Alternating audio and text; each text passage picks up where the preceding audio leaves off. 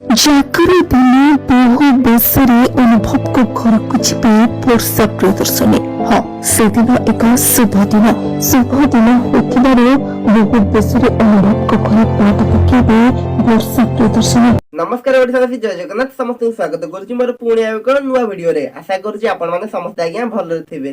ଆଜ୍ଞା ଆସିଲା ଏକ ବହୁତ ବଡ ଖୁସି ଖବର କି ଦୁଃଖ ଖବର କି ଯୋଉ ଖବର, ଘର ଭଙ୍ଗା ଖବର, ଯୋଉ ଖବର ବି ଆପଣ ଭାବି ପାରନ୍ତି। ଅନୁଭବଙ୍କ ଘରକୁ ଯିବେ ଜାଗର ଦିନ ବର୍ଷା ପ୍ରିୟଦର୍ଶିନୀ। ଏକଥା ଆମେ କହୁନୁ, ଯାହା ସୋସିଆଲ ମିଡିଆରେ ଭାଇରାଲ ହଉଛି ଆମେ ଆପଣଙ୍କୁ ଜଣାଉଛୁ। ଓ ଏହା ଦେଖି ଖୁବ ଜୋରରେ ରାଗି ଯାଇଛନ୍ତି ଜାଗୃତି ଶୁକ୍ଲା। ଓ ବର୍ଷା ପ୍ରିୟଦର୍ଶିନୀ ଘରକୁ ଗଲେ ଜାଗୃତି ଶୁକ୍ଲା ଏବେ କରିବେ କଣ, କୁଆଡେ ଯିବେ, କେମିତି ରହିବେ?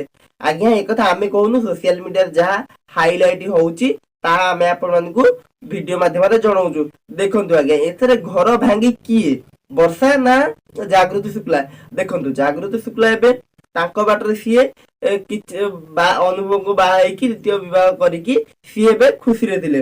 ଓ ବର୍ଷା ପ୍ରିୟଦର୍ଶିନୀ ଅନୁଭବଙ୍କୁ ବିବାହ କରିଥିଲେ ଓ ବିବାହ କରିକି ଛାଡ ପତ୍ର ଦେଇ ତାଙ୍କର ସିଏ କେତେ ଦିନ ହବ ତାଙ୍କ କାରନାମା ସିଏ ଚଲେଇଥିଲେ। ଆଉ ଏବେ କଣ ପୁଣି ତାଙ୍କର ହେଲା?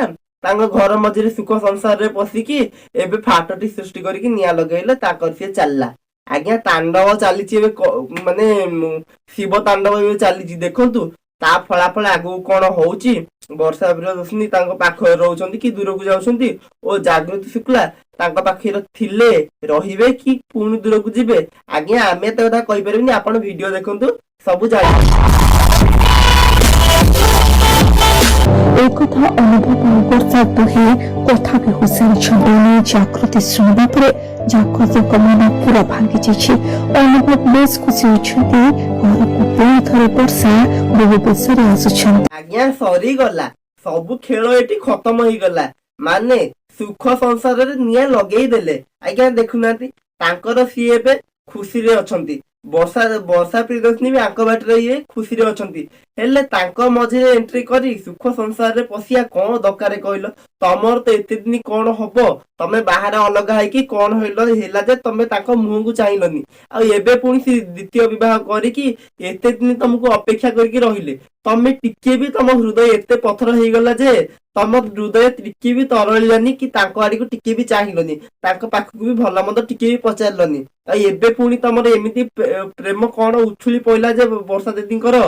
ସିଏ ସିଧା ସଳଖ ଯାଇକି କୋର୍ଟକୁ ତାଙ୍କୁ ଟାଣି ତାକୁ ଦୁନିଆ ଯାତ୍ରା କରି ଛିନ ଛତ୍ର କରିକି ସେମାନେ ଯୋଉ କଦର୍ଯ୍ୟ ଅବସ୍ଥା ତାଙ୍କୁ ମଝିରେ କଲେ କୋର୍ଟକୁ ଟାଣିକି, ହେଲେ କୋର୍ଟକୁ ଯିବା ସାଙ୍ଗରେ ଆଜ୍ଞା କଣ କହିବେ କହିଲେ?